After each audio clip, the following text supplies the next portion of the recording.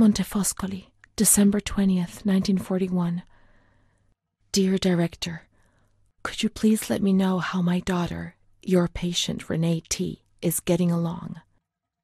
I've written to my daughter several times, but have received no reply. I'm very worried, particularly as I've been ill for some time and have not been well enough to come and visit her. Please kindly let me know when it will be possible for me to bring my daughter home. Your humble servant, Ada T.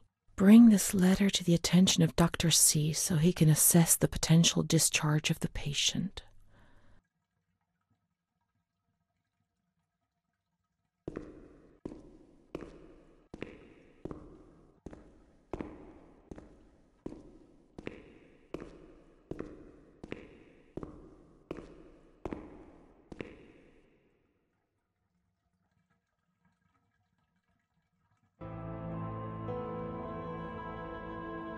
September 7th, 1938.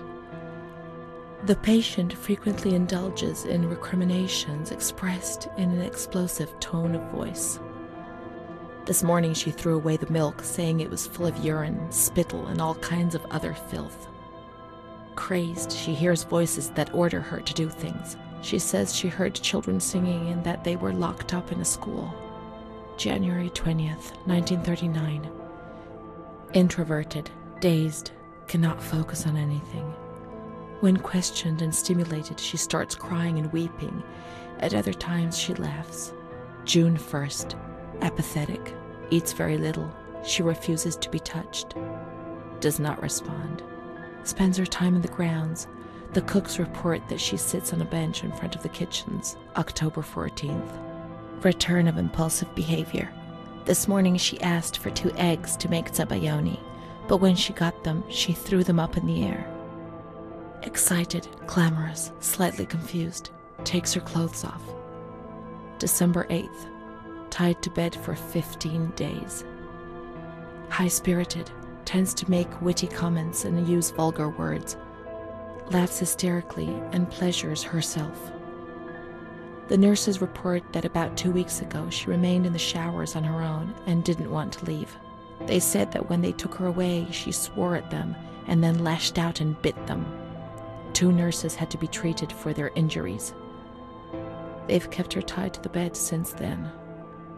Transferred to the slightly agitated ward, from the care of Dr. B to the care of Dr. C. I was with Amara in the showers. My memories are terrifying. They're not real, are they?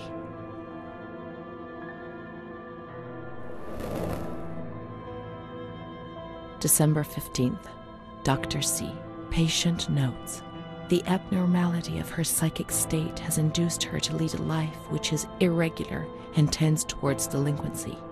Of fickle and flighty character, she regularly discards her household duties and engages in occasional prostitution. Delinquency?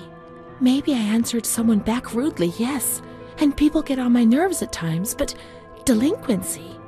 And prostitution? No, why? Why say a thing like that? The old doctor tried to understand, but this one just labels you without thinking, or even trying to comprehend. Her mental deficiency makes her deaf to the reprimands of her family. She has shown suicidal tendencies. She was brought to the ward yesterday, agitated and hysterical. Treated with cardiazol, 2 injections a week for 5 weeks. They were only trying to confuse us with the therapy, and my God, they succeeded. It was as if they wanted to instill the madness into us.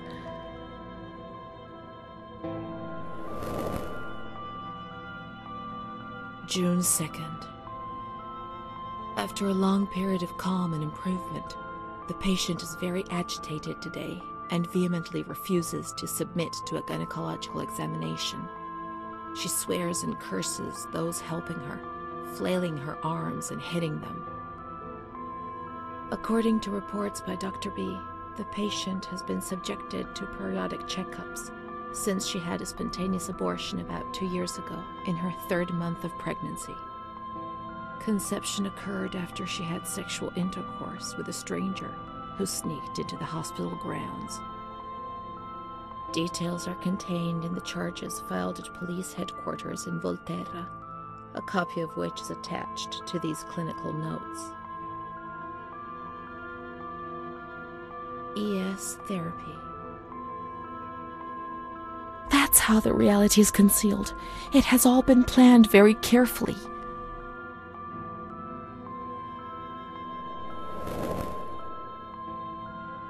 June 13th. The nurses report that she descended into a state of great mental confusion after receiving her mother's letter. She threw her soup over another inmate because she was very anxious, and then punched a nurse. Impulsive, flails about her. She rails against the doctor in vulgar terms while he is examining her, lashes out and spits. Block all correspondence to give the patient no further reason to become agitated. August 20th, tied to bed. The nurses report that the patient is extremely agitated after the visit of a relative or family friend. 2 days later, she is still shouting all the time that he commands her, that she must obey and harm herself, and that she is not Charlotte. All visits forbidden, constrained to bed, and intensification of ES therapy until we achieve results. No contact with the outside. That way nobody knew what was happening within these walls.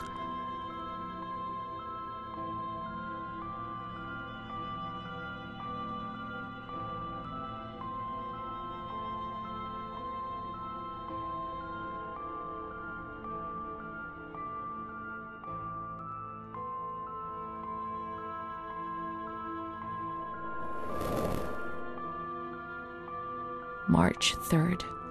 Alert, correct attitude, replies when questioned. The nurses report that the patient is calm, she washes and looks after herself.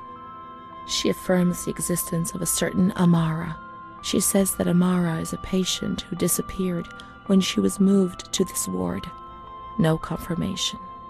Probably a regressive hallucination. Evaluate transfer. Did I imagine Amara? That's not possible. She was there. I know she was there. I feel it. She must have left some traces of her presence.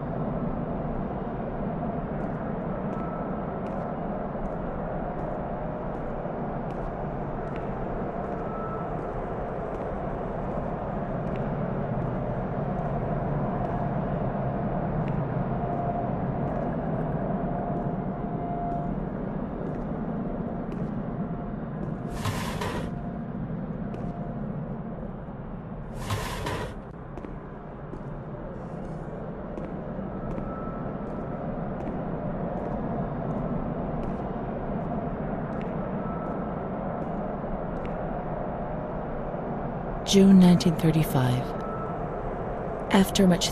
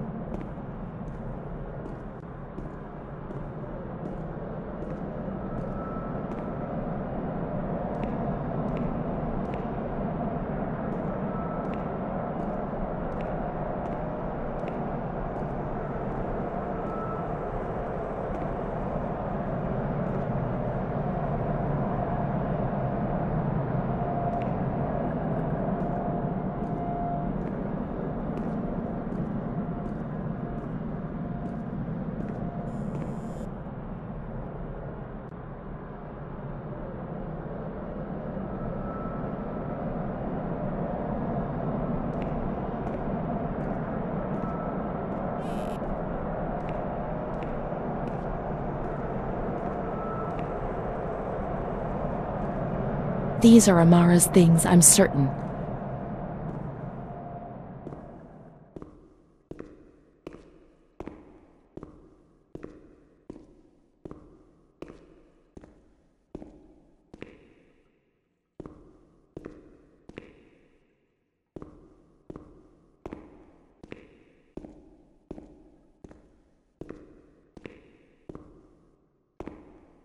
Amara, there she is. She existed. She really did exist. There she is, my friend.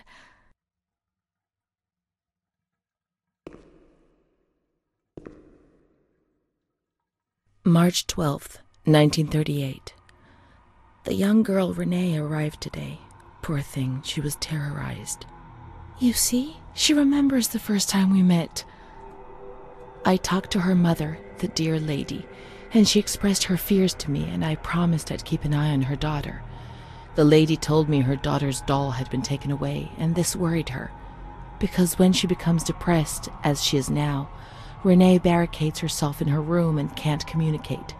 The doll becomes her voice, eyes, and ears. Dr. B said I'll soon get out of here. I'm sorry. I'm so sad to leave Renee. I won't be able to protect her anymore. My poor friend. She was hoping to be able to get out of here, but nobody ever leaves this place. That poor girl is really ill. I am the only one she ever speaks to. I told her I was leaving, and she stared at me, saying that I would never leave. It was quite unnerving, and then she started to cry. I felt like crying too. She didn't say anything else. What worries me is that I'm sure that terrible man is watching her.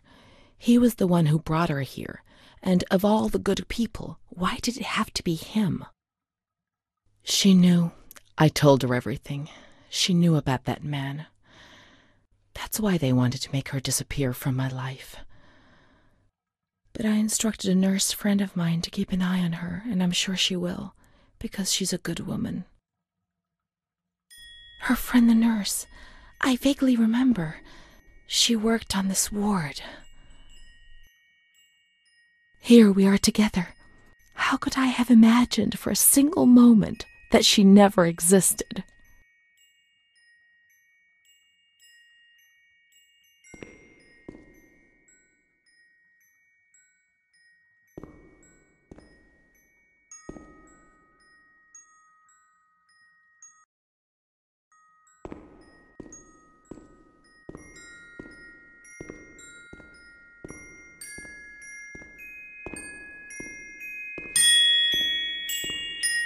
She worked mostly in the Marigliano pavilion. Let's get out of here and find that pavilion. Renee was alone here. Charlotte had abandoned her. And without Charlotte, Renee couldn't communicate with the outside world. Mother knew that.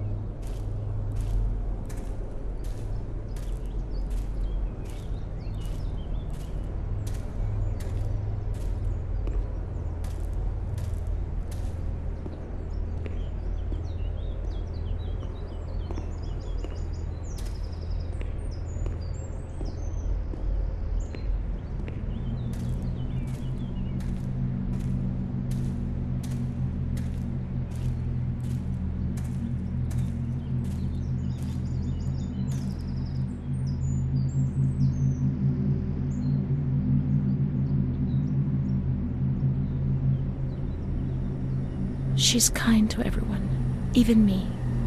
I felt a little better when I saw her. The sick children laughed and played with her.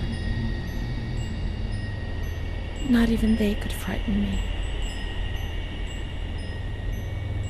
Don't annoy Renee. She's a princess here. Didn't you know? She told stories. She said there was a war out there. But they stared at me and frightened me.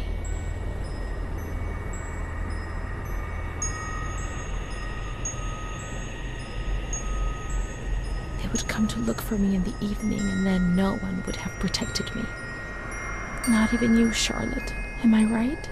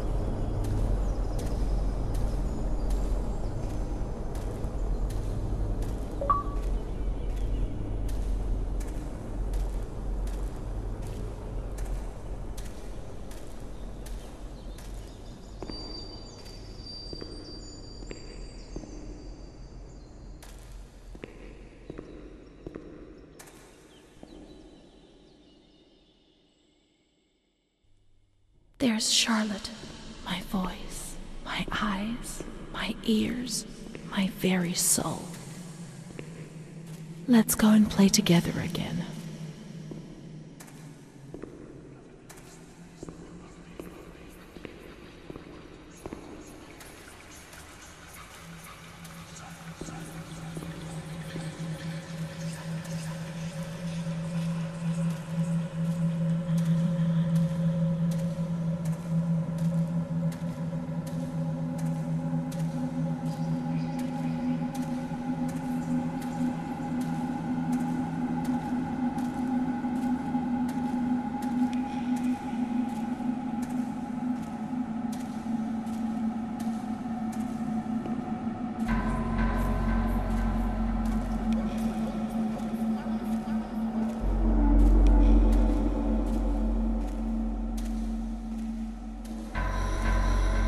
My voice, to say what?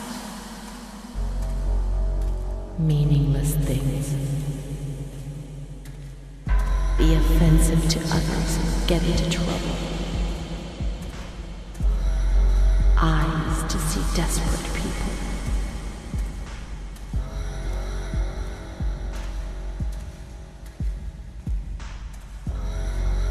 In the mirror, the shadow of my former self.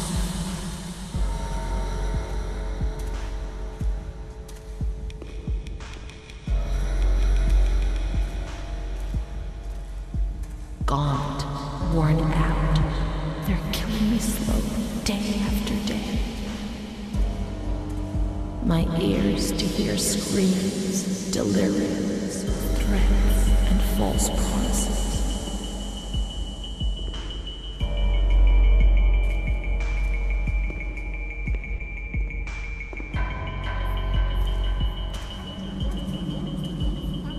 It'll be all right. Everything will pass. My soul, incapable of living, of fitting into a world which it finds alien.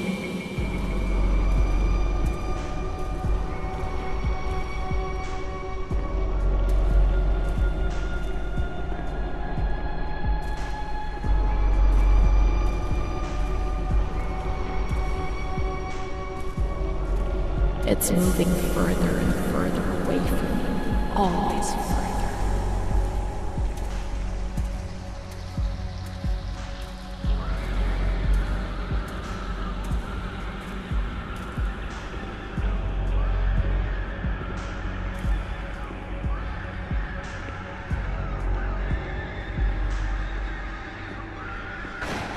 Let's go and play together again.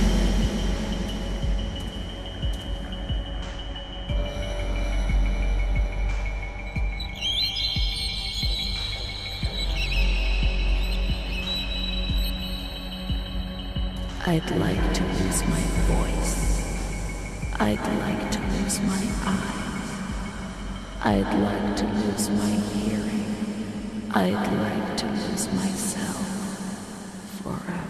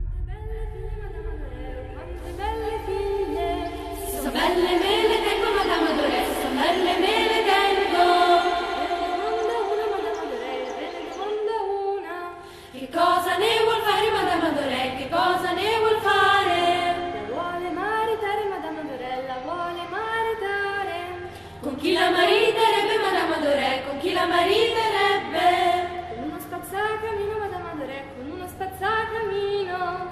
E come la vestirebbe Madame Adoré? E come la vestirebbe? Di stracci e di toppe Madame Adoré, di stracci e di toppe. Uscite dal mio castello Madame Adoré,